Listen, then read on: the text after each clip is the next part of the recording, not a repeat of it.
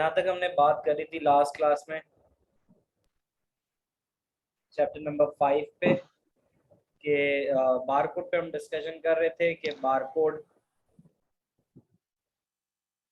में हमारे पास advantage to the management and advantage to the customer क्या रहता है। तो यहाँ पे बारकोड टू द मैनेजमेंट बहुत सारी चीज़ें हैं यहाँ पे कि जो मैनेजमेंट है, जो मैनेजर है, उसको उसका क्या फ़र्क पड़ता है। तो उसमें यहाँ पे ये फ़र्क आ जाता है कि ईजियर हो जाता है और फास्टर हो जाता है प्राइसेस ऑन स्टॉक आइटम। यानी आप स्टॉक के अंदर प्राइसेस की चेंज कर दो, वो चेंजेस आपके पास स्टॉक में भी आ जाएंगी। आपको सारी प्रोडक्ट्स के ऊपर जो है प्राइसिंग चेंज करने की ज़रूरत नहीं है। आपके पास up to date sales information रहती है डेली बेसिस के ऊपर, कितना स्टॉक आपने सेल किया है, कितना आपके पास मौजूद है। Allow for automatic stock control, ये काम तो हो ही रहा होता है। और साथ साथ जब आपके पास कस्टमाइज बिल आते हैं, आइटमाइज बिल आते हैं, तो आपको कस्टमर की बाइंग हैबिट्स का पता चल जाता है। जैसे कुकीज़ के अंदर होता है कि कुकीज़ के अंदर आपकी बाइंग हैबिट्स का ट्रैक रखा जाता है। अब एक कस्टमर है और उस कस्टमर की अगर आप कोई 6 मंथ की या 7 मंथ की हिस्ट्री निकाल के देखो, तो आपको पता चल जाता है कि भाई ये इन चीज़ों को लेने में इंटरेस्टेड होते हैं। तो फिर उससे आपके लिए आसान हो जाता है कि अगर आपकी कोई प्रमोशंस आती हैं तो वो प्रमोशंस आप आगे जो है वो पास कर सकते हो। कस्टमर को उसका फायदा ये होता है कि कस्टमर तेजी से फ्री हो जाता है, उसको लंबी लंबी लाइनों में खड़े होने की जरूरत नहीं होती। अगर बिल के अंदर कोई एरर आ रहे होते हैं, मैनुअल बिलिंग अगर हो उसके कंट्रास्ट में, तो जो एरर्स हैं कस्टमर्स को बिल चार्ज करने में, वो खत्म हो जाता है। कस्टमर को आइटमाइज बिल मिल जाता है और बारकोड लगाने की वजह से जो एम्प्लॉयज कम होते हैं, क्योंकि ज़ाहिर है अगर बारकोड लग गए तो आपको फिर बहुत ज़्यादा एम्प्लॉयज़ की ज़रूरत नहीं रहती जो आपकी बिलिंग करें, क्योंकि ऑटोमेटिक काम हो जाता है। तो वो जो उनकी सैलरीज वगैरह भी बच सकती हैं, तो वो जो कॉस्टिंग है उसका फ़ायदा भी जो है वो कस्टमर को मिल सकता है कि उसका जो प्रॉफिट ले रहा हो सुपर मार्केट, उसका मार्जिन कम कर दे। और better track of sell by dates, so food should be fresher. ऐसे जो भी आइटम हैं, जो लाइव स्टॉक आइटम हैं, उनके बारे में भी आपको इंफॉर्मेशन मिल जाती है कि कोई मिल्क पैकेट है, या फिर अगर आपके पास कोई जो है ना कोई भी यानी मीट है, तो आपको पता चल जाता है कि ये इस डेट को आया था, तो बाय 3 डेज और 4 डेज उसकी जो है ना वो अवेलेबिलिटी है, उसके बाद जो है वो एक्सपायर हो जाएगा। तो ये चीज़ें भी आपको वहाँ से पता चल जाती हैं। एप्लीकेशन के बारे में पूछ सकता है कि बारकोड कहाँ कहाँ इस्तेमाल होता है। बारकोड आपका यूज़ हो सकता है एयरपोर्ट पे यूज़ हो सकता है लगेज के लिए। बारकोड लाइब्रेरीज में बुक्स के लिए भी इस्तेमाल हो सकता है। तो ये इसके डिफरेंट एग्जाम्पल जो है वो हो सकती है। बारकोड के साथ कंट्रास्ट में जो नेक्स्ट आपके पास आता है वो आता है QR code, quick response code. वो बारकोड से डेफिनेटली अपनी वर्किंग में काफ़ी हद तक मुख्तलिफ होता है, क्योंकि बारकोड में आपके पास जो लाइंस आती हैं वो पैरेलल लाइंस आती हैं, वाइट और dark. On the other and अगर आप बात करो तो क्यूआर कोड के अंदर आपके पास स्क्वायर मैट्रिक्स आती है। यहाँ आप देख सकते हो कि जो आपके पास क्यूआर कोड में दे रहा है वो स्क्वायर मैट्रिक्स दे रहा है। तो इसमें एक तो ये एक अलग चीज आ जाती है, प्लस जो बारकोड स्टोर कर सकता है डाटा, वो तकरीबन 30 डिजिट्स तक का डाटा स्टोर करता है, जो बारकोड की अपनी कैपेसिटी होती है। On the other hand QR code जो होता है वो आपके पास तकरीबन 7089 डिजिट्स तक जो है वो स्टोर कर सकता है। बारकोड के लिए स्पेशल आपको ज़रूरत पड़ती है बारकोड मशीन्स की, यानी इक्विपमेंट्स की। क्यूआर कोड आप सिंपल स्मार्टफोन के थ्रू जो है वो स्कैन कर सकते हो। आवाज़ क्लियर आ रही है? कोई कंफ्यूजन तो नहीं है? नहीं नहीं सर, आ रही है आवाज। सर बच्चे ही नहीं है सर, मैं ही बैठा हुआ हूँ। तो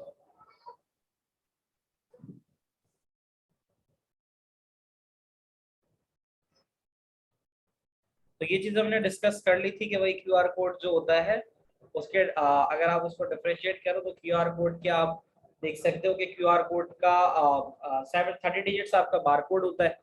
क्यूआर कोड आपका जो है वो 7089 डिजिट्स होता है। बारकोड वर्टिकल लाइंस होती हैं ब्लैक वाइट, क्यूआर कोड आपके पास स्क्वायर मैट्रिक्स होती है। और फॉर द बारकोड आपको उसके लिए बारकोड रीडर की जरूरत है। क्यूआर कोड के लिए आपको रीडर की जरूरत नहीं है। क्यूआर कोड आप अपने स्मार्टफोन से सिंपली जो है वो स्कैन करके आप क्यूआर कोड को यूज कर सकते हो। तो ये किस लिए इस्तेमाल होता है, इसकी एप्लीकेशंस क्या क्या होती हैं? तो एडवर्टाइजिंग ऑफ प्रोडक्ट्स के अंदर ये इस्तेमाल हो सकता है। आप इसको इवन जो आपके विजिटिंग कार्ड्स होते हैं, विजिटिंग कार्ड के ऊपर भी आप, यानी ये आपकी इंफॉर्मेशन को बेसिकली शॉर्ट कर देता है। यानी पूरी इंफॉर्मेशन पढ़ने के बजाय अगर आप किसी के साथ क्यूआर कोड शेयर कर लो तो वो क्यूआर कोड आपका स्कैन करके आपकी वेबसाइट वगैरह पे जा सकता है। तो ये काम भी इसका क्यूआर कोड का आ जाता है। में लिखा हुआ है कि इसकी एप्लीकेशन में ये भी हो सकता है कि storing the boarding passes electronically at the airport and train station. ये तीनों चीजें इसकी एप्लीकेशन है। और फिर giving automatic access to a website और कॉन्टैक्ट टेलीफोन नंबर, यानी आप अपना टेलीफोन नंबर क्यूआर कोड के अंदर जनरेट करके आप शेयर कर सकते हो और वो फिर शेयर होने के बाद आगे इजीली फॉरवर्ड हो सकता है। हाँ, इसमें एक सवाल जरूर आता है कि आप कोई भी, यानी इसको इस तरह से समझ सकते हो कि क्या स्टेप्स हो सकते हैं कि आप क्यूआर कोड से कोई भी प्रोडक्ट स्कैन करो, हाउ, यानी क्यूआर कोड को आप कैसे स्कैन करते हो। तो उसके लिए आपके पास क्या स्टेप्स गिवन है कि सबसे पहले आप अपने स्मार्टफोन कैमरा से जो है वो क्यूआर कोड ऐप का इस्तेमाल करोगे, और कुछ मोबाइल फोन्स के अंदर ये अवेलेबल होती हैं और कुछ में जो है ना आपको इंस्टॉल करनी पड़ती है क्यूआर कोड एप्स। तो फिर अब क्या करेंगे, ये जो भी आपने इमेज ली होगी उसको क्यूआर कोड स्कैन करेगा। जो आपका सॉफ्टवेयर होगा ब्राउजर सॉफ्टवेयर, यानी क्यूआर कोड स्कैन करने के बाद कोई ना कोई साइट खुलेगी आपके पास मोस्ट प्रोबेबली। तो ब्राउजर सॉफ्टवेयर जो होगा मोबाइल फोन में वो रीड करेगा जो भी डाटा जनरेट होगा क्यूआर कोड के थ्रू, और फिर यूजर जो है उसको आप रिडायरेक्ट कर दोगे उस वेबसाइट पे जहाँ पे इंफॉर्मेशन गिवन है। और इसमें एग्जांपल देता है कि अगर if the QR code contain boarding pass this will automatically send to the phone tablet. तो बोर्डिंग पास की इंफॉर्मेशन भी जो है ना आपके मोबाइल फोन पे आ जाएगी। एडवांटेज की बात करें क्यूआर कोड का, तो एडवांटेज क्या हो सकता है कि ये आपके पास ज्यादा इंफॉर्मेशन होल्ड करता है, एरर इसके कम होते हैं, it is quicker and easier to read और इजी टू ट्रांसमिट होता है, और इसको आप इनक्रिप्ट भी कर सकते हो, तो इसकी प्रोटेक्शन जो है वो अच्छी है। ऑन दी अदर हैंड अगर आप बात करोगे डिसएडवांटेज, तो क्यूआर कोड के बहुत सारे फॉर्मेट अवेलेबल हैं, तो उसमें हो सकता है कि कौन सा वाला आपने इस्तेमाल किया, दिस इज एन इशू। और can trans QR code can be used to transmit malicious code.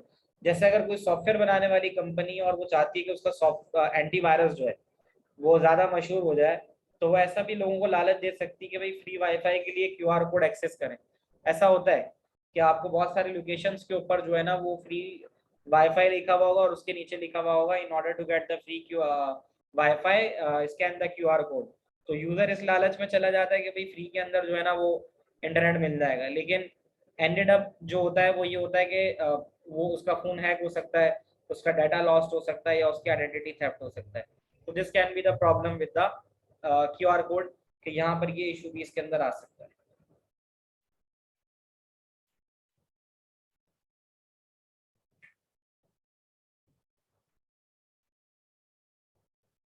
Digital camera में ज्यादातर जो सवाल आया है वो ये वाला सवाल आया है कि what are the task carried out by the microprocessor in the digital camera.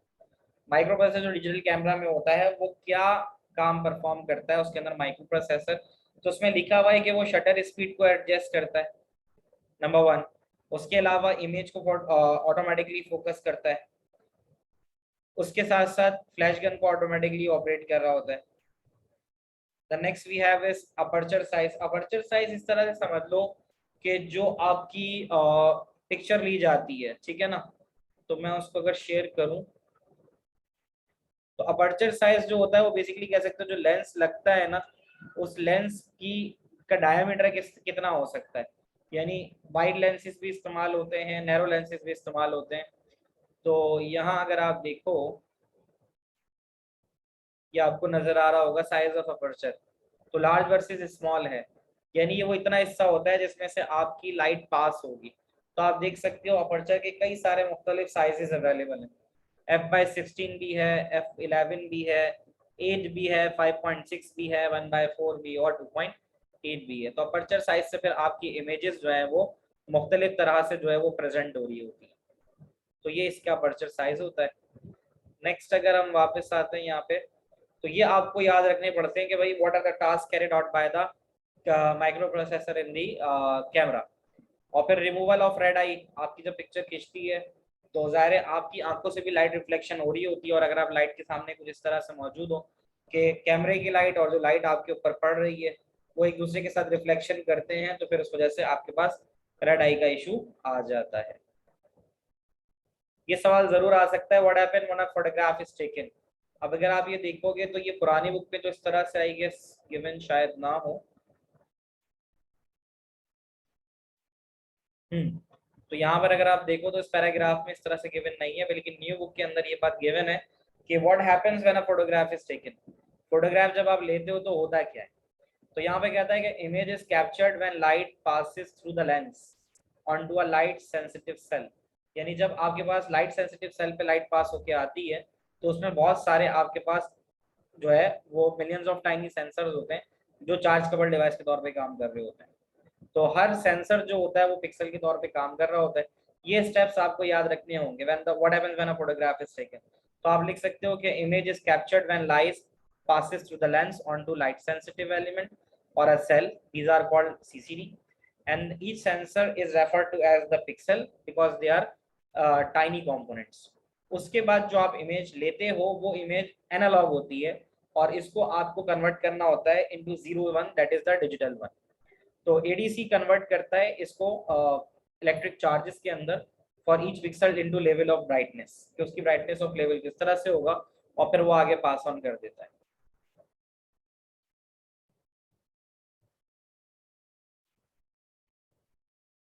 इसमें ये वाली चीज गिवन थी। हाँ, सवाल पूछा जा सकता है कि भाई आपके पास क्वालिटी ऑफ फोटोग्राफ किस चीज पे, what are the two factors, कौन से फैक्टर्स हैं जो आपकी क्वालिटी ऑफ पिक्चर पे डिपेंड करते हैं। तो आप बता सकते हो भाई क्वालिटी ऑफ पिक्चर जो है वो डिपेंड करती है उसके लेंस पे, कौन सा लेंस इस्तेमाल हुआ है, और प्लस उसकी लाइटिंग पे कि कितनी लाइटिंग अवेलेबल थी।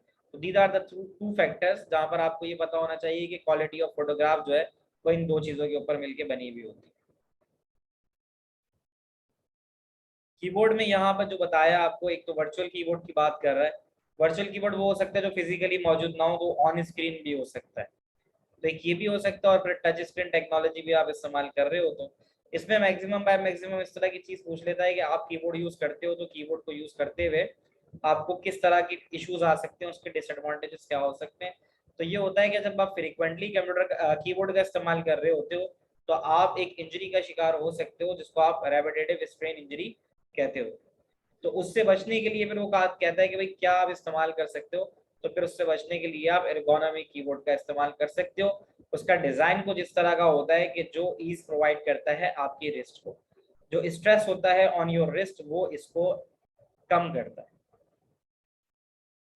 पॉइंटिंग डिवाइस की तरफ आते हैं तो पॉइंटिंग डिवाइस के अंदर माउस कॉमनली यूज हो रहा होता है, उसके साथ साथ ट्रैक बॉल भी इस्तेमाल होती है।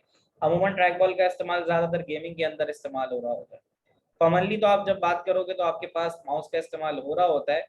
तो उसके अंदर आपको ये बता दें कि भाई जो ट्रेडिशनल माउस आ रहा होता है उसमें यूएसबी पोर्ट के साथ कनेक्ट हो रहा होता है, और अब उसमें बॉल का सिनारियो नहीं रहता, अब आपके पास लेजर माउस इस्तेमाल होता है, और फिर वो वायरलेस भी साथ साथ हो सकता है।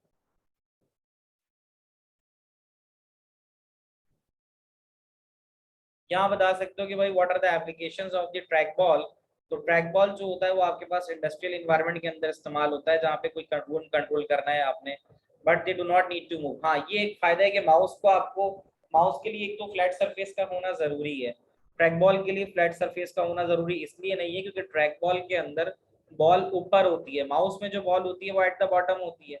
तो ये एक इशू होता है, ट्रैक बॉल में ऐसा नहीं होता। ट्रैक बॉल के अंदर आपके पास जो बॉल होती है वो एट द टॉप होती है। तो उसकी वजह ये होती है कि माउस के अंदर आपको स्पेस की जरूरत ज्यादा होती है माउस को मूव करने के लिए, लेकिन ट्रैक बॉल में ऐसा नहीं होता, आपको ज्यादा स्पेस की जरूरत नहीं होती, और साथ साथ आपको जो फ्लैट सरफेस है उसकी भी जरूरत नहीं पड़ती। तो ये हो सकता है, और बिल्ट इन टच पैड्स तो हमारे पास लैपटॉप में अवेलेबल होते ही हैं, तो हम उसको इस्तेमाल भी जो है वो कर सकते हैं। यहाँ तक सारी चीजें क्लियर है अब तक? यस सर, क्लियर है।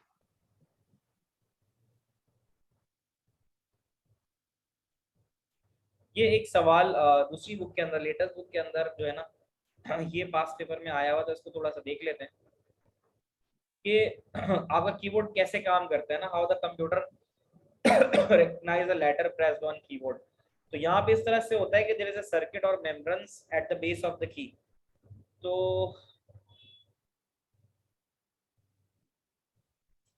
यहाँ मैं आपको दिखा दूँ इनसाइड कीबोर्ड, अगर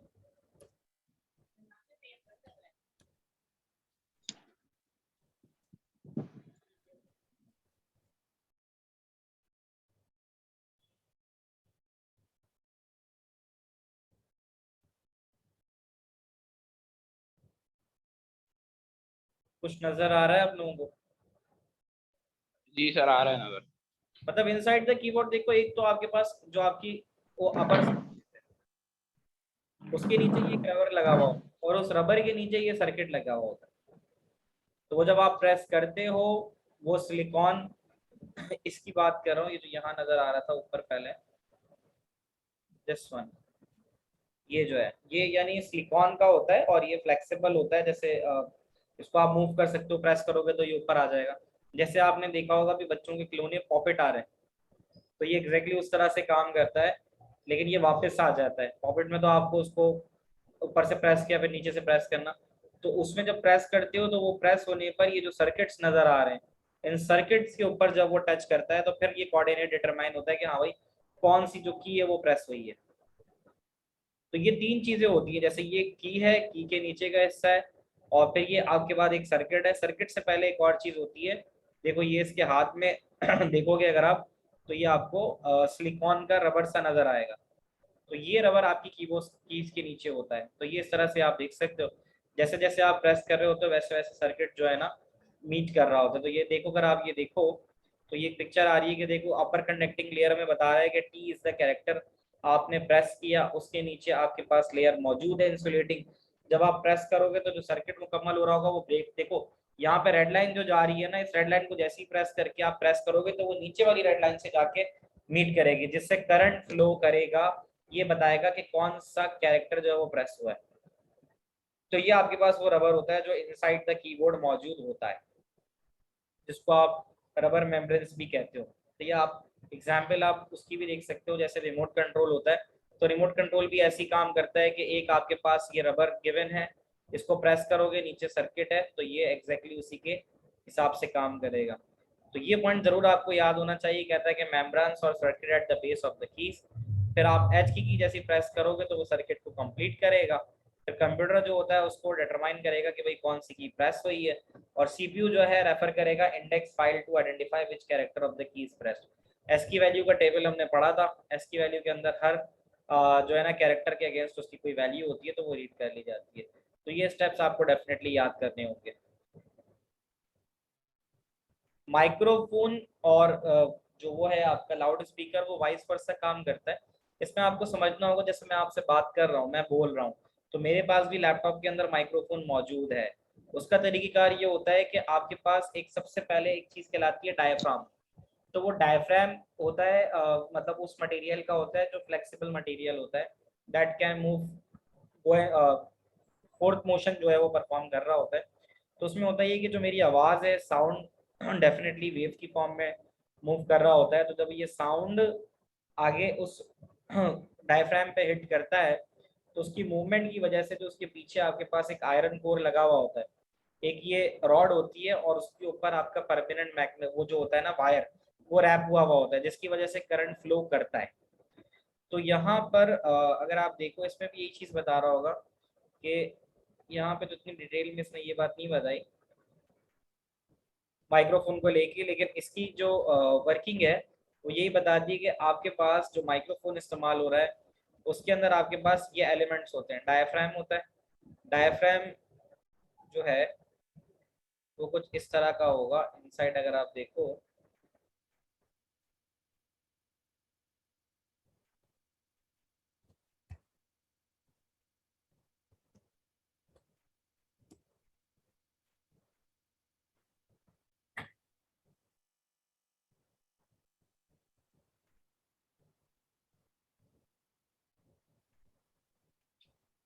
ये जो आपको इस तरह से नजर आ रहा है वो ये चीज होती है।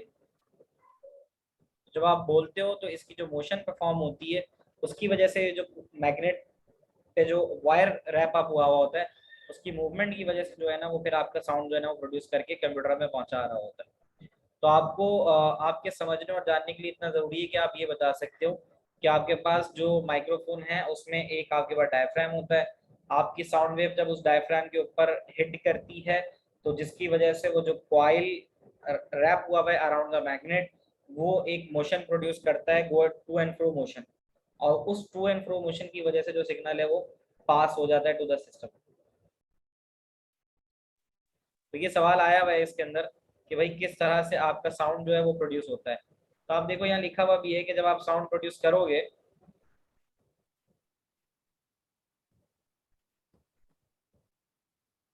ये चीज कि when sound is created it causes air to vibrate, जाहिर है वाइब्रेशन प्रोड्यूस होती है, डायफ्राम जो होता है आपका माइक्रोफोन का वो उस एयर वाइब्रेशन को पिक करता है। कॉपर वायर जो होती है आपके पास around the cone is connected to diaphragm, तो डायफ्राम जैसे जैसे वाइब्रेट करता है तो जो कोन होती है वो इन एंड आउट मूव करना शुरू कर देती है बैकवर्ड और फॉरवर्ड डायरेक्शन में। ये जो फॉरवर्ड और बैकवर्ड डायरेक्शन होती है इसकी वजह से जो कॉइल होता है वो एक मैग्नेटिक फील्ड प्रोड्यूस करता है अराउंड द मैग्नेट, और फिर करंट जो है वो इंड्यूस हो जाता है। फिर वो जो करंट होता है वो आगे आपके पास किसी रिकॉर्डिंग डिवाइस में चला जाता है। इसमें आपको ये बात समझने की जरूरत है कि जो माइक्रोफोन के अंदर आपका डाटा जाता है वो एनालॉग इन नेचर होता है। तो यहाँ पे ऐसा होता है कि फिर जो आपके पास साउंड आ रहा होता है वो एनालॉग इन नेचर होता है, फिर वो साउंड जो होता है वो कन्वर्ट होता है टू डिजिटल। तो ये वाला एक जो है ना वो टोटल इसके अंदर इसी तरह से आता है। तो ये चीज यहाँ पर डिस्कस हो गई है। इसमें एक चीज आपको समझने की जरूरत है कि वॉइस और स्पीच रिकॉग्निशन क्या है।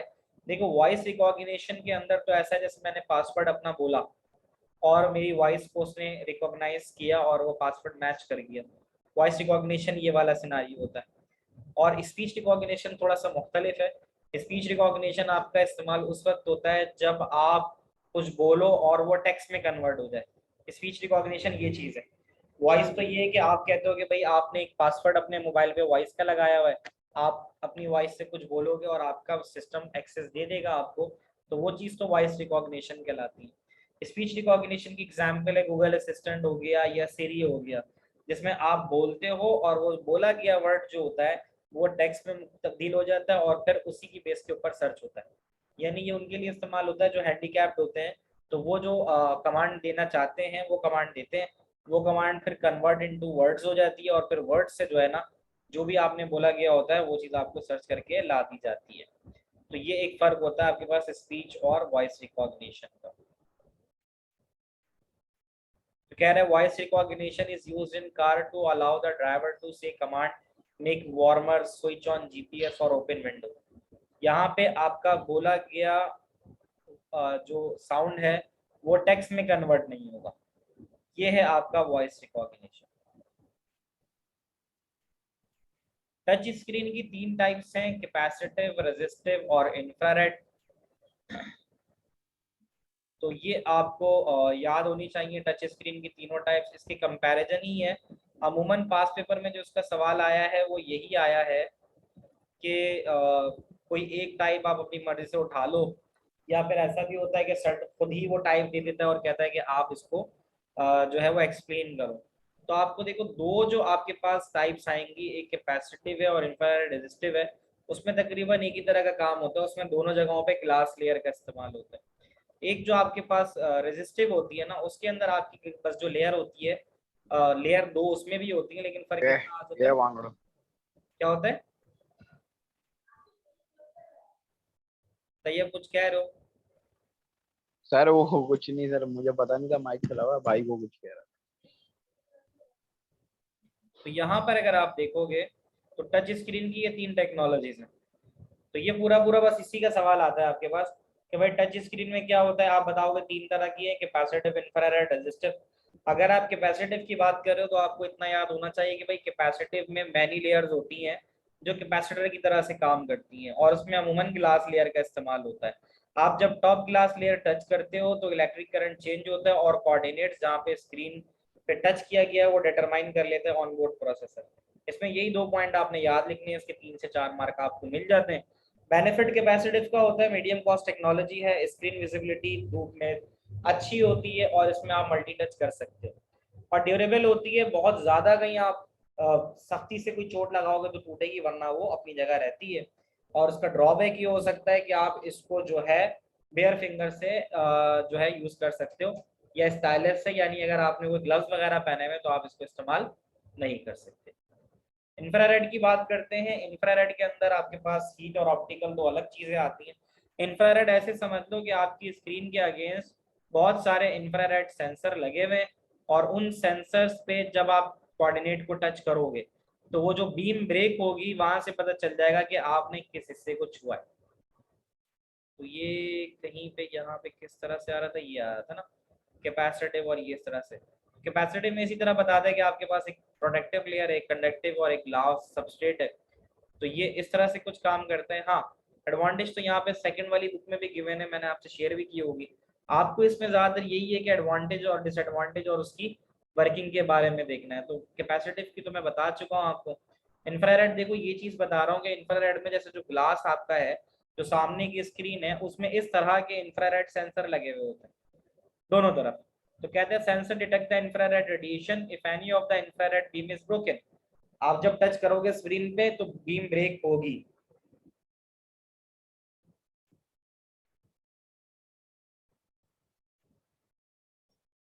The sensor readings are send to the microcontroller. फिर उसके बाद जो सेंसर की रीडिंग होगी उसको आप माइक्रो कंट्रोलर को भेजोगे और फिर माइक्रो कंट्रोलर बताएगा कि भाई किस जगह पर टच किया है। आप पिक्चर 3.34 देख सकते हो कि अगर कोई आपने यहाँ इस कोऑर्डिनेट के ऊपर आपने जैसे ही क्लिक किया तो कह रहा है कि touch causing sensor to show a reduction in infrared radiation.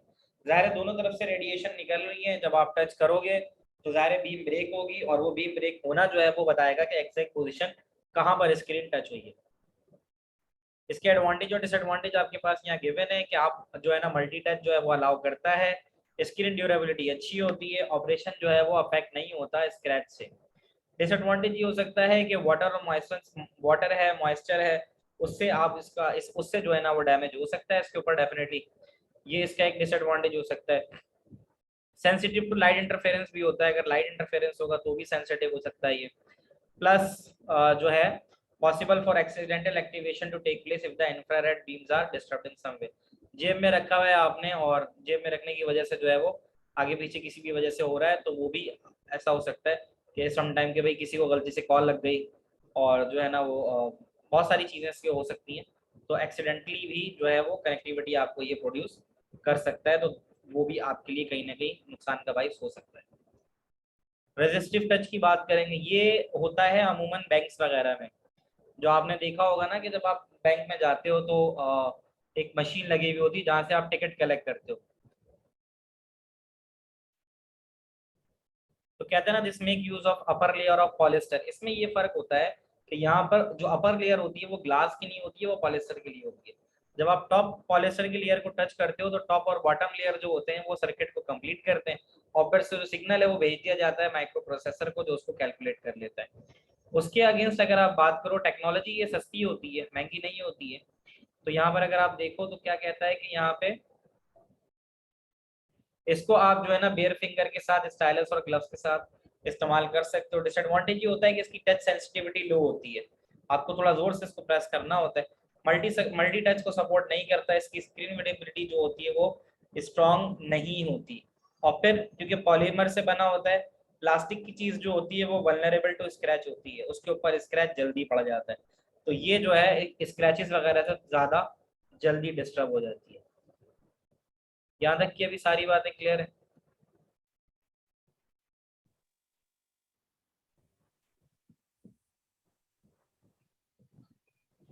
Sensor आ जाते हैं। सेंसर में अमूमन आपको पता होना चाहिए कि सेंसर एक इनपुट डिवाइस होती है जो डाटा कलेक्ट करती है from the environment.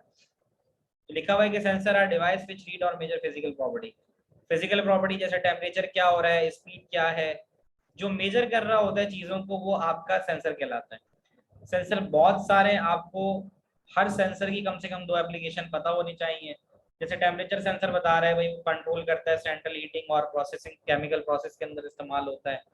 Humidity sensor जो होता है वो सॉइल इन ग्रीन हाउस की देख रहा होता है और मॉनिटर करता है dampness level in industrial application, कितनी नमी है क्या है।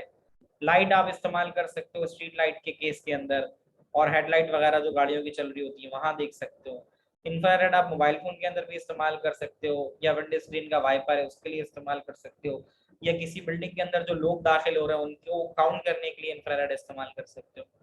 प्रेशर सेंसर भी सुपरमार्केट के अंदर इस्तेमाल होता है, कितने लोग, जैसे लोग दरवाजे पे पहुंचते हैं तो दरवाजा खुल जाए, तो इंट्रूडर इंट्रूडर को भी बर्गलर अलार्म सिस्टम के लिए आप प्रेशर का इस्तेमाल कर रहे होते हो, और गैस प्रेशर के लिए भी इस्तेमाल करते हो। अकाउस्टिक जो होता है वो साउंड होता है, वो आपके साथ फुट स्टेप्स वगैरह जो होते हैं, यानी बर्गलर अलार्म का मतलब होता है सिक्योरिटी सिस्टम है। सिक्योरिटी सिस्टम में रात में अचानक कोई चोर वोर दाखिल हो रहा है तो बर्गलर अलार्म जो है उसके पाँव के कदमों से आवाज से जो है ना वो अलार्म बजा सकता है। या फिर अगर कहीं लीकेज वगैरह आई हुई है पाइप वगैरह में, तो वहां पे भी जो उसके ड्रिपिंग ऑफ लिक्विड की जो साउंड है उससे भी आपका जो है अकाउस्टिक सेंसर आपको प्रोड्यूस कर सकता है जो भी इशू आ रहा है। फिर उसके अलावा है गैस सेंसर है, मॉनिटर करता है pollution level in the air और मेजर करता है ऑक्सीजन कार्बन डाइऑक्साइड को ग्रीन हाउस में। पीएच सेंसर एसिडिटी जो सॉइल में होती है ग्रीन हाउस में उसको देख रहा होता है, और एनवायरमेंटल मॉनिटरिंग के अंदर पॉल्यूशन की चीज़ों को भी देख रहा होता है। और जो आपका मैग्नेटिक फील्ड सेंसर है वो भी इस्तेमाल हो रहा होता है आपके पास सेल फोन वगैरह में। जैसे होता है ना हम लोग मोबाइल पे कॉल करते हैं तो स्क्रीन चली जाती है, जब फोन पे बात करने लगते हैं तो स्क्रीन ऑन नहीं होती है, स्क्रीन ब्लैक हो जाती है। तो यहाँ पर भी इस्तेमाल हो रहा था और एंटी लॉक ब्रेकिंग सिस्टम में भी इस्तेमाल हो रहा था। मॉनिटरिंग एंड प्रोसेसिंग का सिंपल सा सवाल वही हमेशा बार बार आता है, जिसके अंदर आपको 5 चीज़ें हमेशा याद रखनी है। वो 5 चीज़ें यही होती हैं कि भाई सेंसर गैदर करेगा डाटा, सेंड करेगा माइक्रो प्रोसेसर को, माइक्रो प्रोसेसर उसको कंपेयर करेगा। अब उसकी एग्जाम्पल आप कहाँ देख सकते हो, जैसे इसकी एग्जाम्पल हम यहाँ से ले लेते हैं। ऐसे देख लो जैसे monitoring of patient in hospital. Monitoring and control का इस्तेमाल आप डेफिनेटली वहां कर सकते हो जहाँ पे आप 24 घंटे के लिए मौजूद नहीं हो सकते, आप सिस्टम का इस्तेमाल करते हो ताकि सिस्टम मॉनिटर कर सके। तो इसमें कह रहा है कि भाई जैसे हॉस्पिटल के अंदर आईसीयू के अंदर पेशेंट है, तो पेशेंट के साथ बहुत सारे सेंसर लगे हुए हैं जो उसका हार्ट रेट, उसका टेम्परेचर, उसकी ब्रीथिंग रेट को देख रहा है।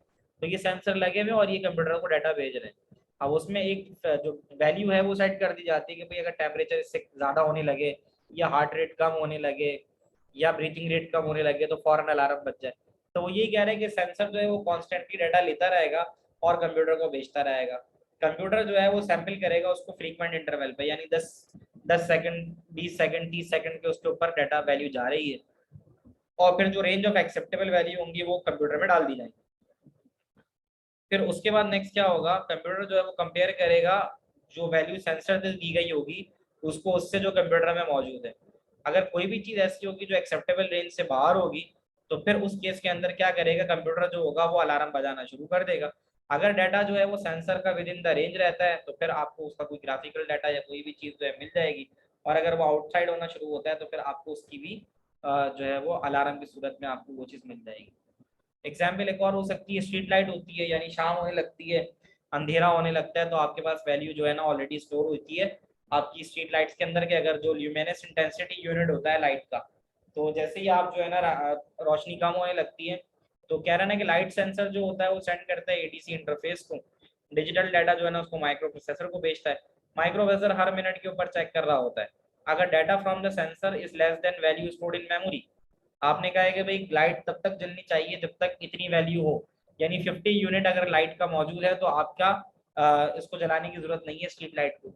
लेकिन अगर आपकी वैल्यू 50 से कम 49 हो गई तो फिर अब आप एक मैसेज भेजोगे माइक्रो प्रोसेसर से कि भाई लैम्प को यानी लाइट को जला दो, और फिर वो लैम्प जो है वो 30 मिनट के लिए जो है ना वो ऑन होना शुरू हो जाएगा, ऑन रहेगा। तो इससे ये होता है कि 30 मिनट का मकसद इसलिए दिया गया होता है कि बार बार ऐसा ना हो कि बारिश आ रही वो बादल आ रहे हैं तो अचानक अंधेरा हो रहा है या रोशनी आ रही है। 30 मिनट का मतलब ये होता है कि बार बार आपका जो है ना लाइट खोल बंद ना हो। तो इसलिए आप उसको जो है ना 20-30 मिनट के लिए कंटिन्यूसली ऑन रखते हो, और पीछे साथ साथ मॉनिटरिंग भी जो है वो चल रही होती है। और फिर ये कहता है कि अगर डाटा जो है ना वो वैल्यू से ज़्यादा आ रहा होता है तो फिर आप उसको स्विच ऑफ कर सकते हो।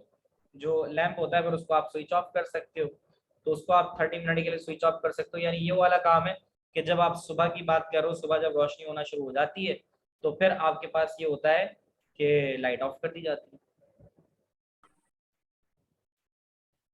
इंटरएक्टिव व्हाइट बोर्ड अब तक आया नहीं है, लेकिन उसमें अगर आप देखना चाहो तो बस ये चीज होती है कि इंटरएक्टिव व्हाइट बोर्ड का काम ये होता है कि जो प्रोजेक्टर होता है ना, प्रोजेक्टर के अंदर जो प्रोजेक्शन हो रही होती है हम उसमें चेंजेस नहीं कर सकते।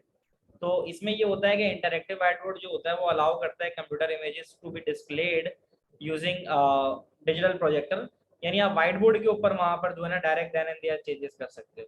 तो कह रहे हैं ना कि they also allow user to write on white board.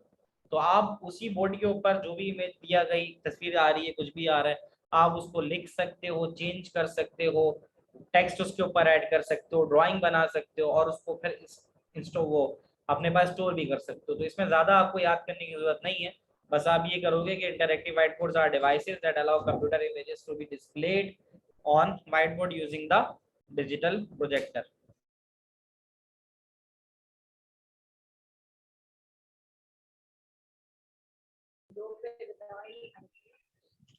Sir ADC और डीएसी कहाँ यूज होता है, कैसे यूज होता है, उसका प्रोसेस क्या है? आवाज मुझे बहुत बता कम दो। आ रही है अब्दुल नाफे। एडीसी और डीएसी, कहाँ यूज होता है और कैसे यूज होता है? एडीसी डीएसी देखो हर जगह वहां पर जहाँ पे मॉनिटरिंग एंड कंट्रोल का इस्तेमाल हो रहा होगा, क्योंकि जो डाटा एनवायरनमेंट से आपको मिलता है वो डाटा जो होता है वो एनालॉग इन नेचर होता है। एनालॉग वो डाटा होता है जो कंटिन्यूअस होता है। ठीक है। कंप्यूटर को जितना कुछ समझ में आता है कंप्यूटर समझता है डिजिटल को, तो इसलिए आपको एडीसी का इस्तेमाल करना पड़ता है। ठीक है। हर मॉनिटरिंग एंड कंट्रोल एप्लीकेशन के अंदर एडीसी का इस्तेमाल होता है। हमारे पास स्प्लिट एसी चल रहा है, घर में एसी चल हम्म। रहा है, आप टेम्परेचर सेट करते हो 26 डिग्री। अब ठीक। आपका टेम्परेचर सेंसर जो है वो करंट टेम्परेचर जो लेगा, करंट टेम्परेचर 30 हो रहा है, तो जो करंट टेम्परेचर 30 होगा और आपने जो 26 सेट किया, तो अब क्या होगा, मुसलसल सेंसर डाटा रीड करता रहेगा और कमरे में ठंडी हवा फेंकता रहेगा और साथ साथ करंट टेम्परेचर लेता रहेगा। जैसे ही वो 30 का टेम्परेचर 29 पे होगा, 28 पे होगा, 27 पे होगा, 26 पे होगा, 26 पे आने के बाद जो आपकी स्टोर की गई वैल्यू 26 है वो, और जो अब करंट टेम्परेचर हो चुका है वो, जब 26 इक्वल टू 26 हो जाएगा तो फिर आपका सिग्नल जो है माइक्रो प्रोसेसर भेजेगा डीएसी को, यानी डिजिटल टू एनालॉग कन्वर्टर को। तो 26 इक्वल टू 26 जो है वो बाइनरी में होगा, तो वो जो डाटा जाएगा फिर डीएसी जो होगा डिजिटल टू एनालॉग कन्वर्टर, फिर वो सिग्नल सेंड करेगा आपकी मोटर या वॉल को कि यार उसको जो कूल एयर फेंक रहा है कंप्रेसर उसको बंद करो। फिर वो बंद होगा और उसके बाद फिर वो मॉनिटरिंग जो है वो दोबारा से कंटिन्यू चली जाएगी। ठीक है। Okay sir.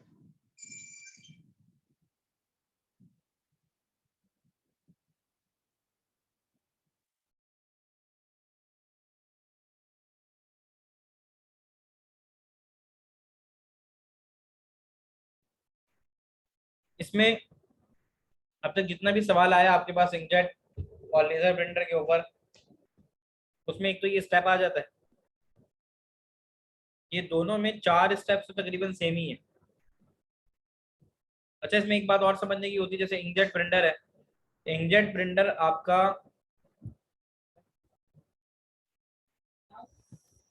इंकजेट प्रिंटर जो होता है, अच्छा एक सवाल ये आ सकता है कि भाई इंकजेट प्रिंटर किन 4 चीजों से मिलके बना है।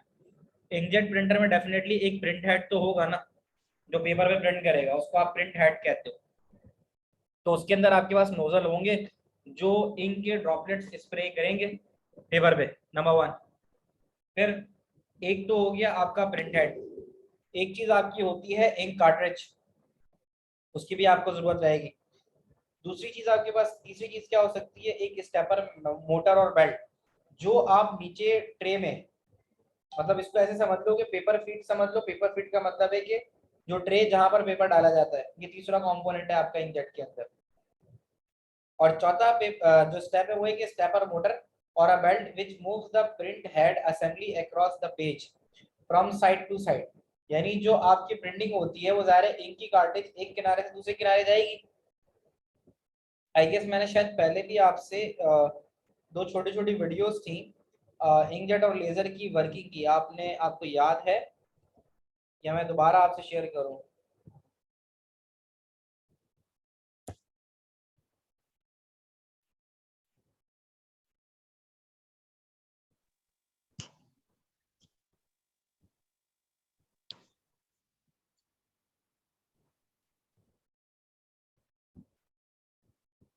Writing's not that easy, but Grammarly can help.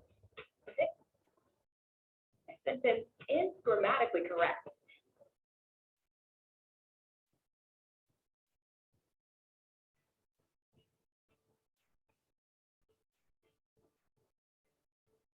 This is an HP thermal inkjet printing. It prints a swab 4 1/4 inches or 108 millimeters wide. The drop generators along 5 staggered silicon chips called die placed along the bottom. Each die is about an inch long and can have 2100 and even 4200 technology. The business, enterprise, commercial, and industrial printing applications. Scalability and high edges of the die. Each group has its own ink supply, so the printhead can print 1 or 2 colors. With one ink, the 2 groups provide built-in nozzle redundancy, reliable quality, and high-speed printing. A bead of epoxy at each end protects connections to electronic circuits on the die. Zooming in closer, you can see the left-hand group has 2 columns of nozzles. यहाँ आप देख सकते हो कि ये nozzle है इसका, जहाँ इंक रेजर्वायर कहलाता है ऊपर, जहाँ पर इंक मौजूद है, और फिर ये जो बबल क्रिएट होगा, इस बबल क्रिएट होने से जो है वो इंक आपकी प्रोड्यूस होगी। Its electronic and fluidic components are built on a silicon substrate, shown in gray. HP builds thousands of identical nozzles and chambers. तो इस नोजल को जब आपके पास पीछे वाइब्रेशन मिलेगी या हीट के थ्रू अगर प्रोड्यूस करता है, इसमें थर्मल बबल भी होता है, तो उसको जैसे हीट मिलती है तो फिर आपके पास जो है ना वो बबल फॉर्म करवा के और इंक प्रोड्यूस करवाना शुरू करता है। Let's take a closer look at a drop generator. So you can see inside, we made the nozzle plate and cyan ink transparent. 3 walls surround the heater resistor on the silicon, and the chamber is with built-in ink supply for restriction. 2 pillars prevent particles from clogging the chamber nozzle. The nozzle is filled with ink, and the meniscus is the surface where the ink meets the air. A human hair is thicker than the chamber nozzle together. इसकी एक और बेहतर video थी, The clock shows time in microseconds. Resistor share कर दूं, तो थोड़ी छोटी वीडियो थी।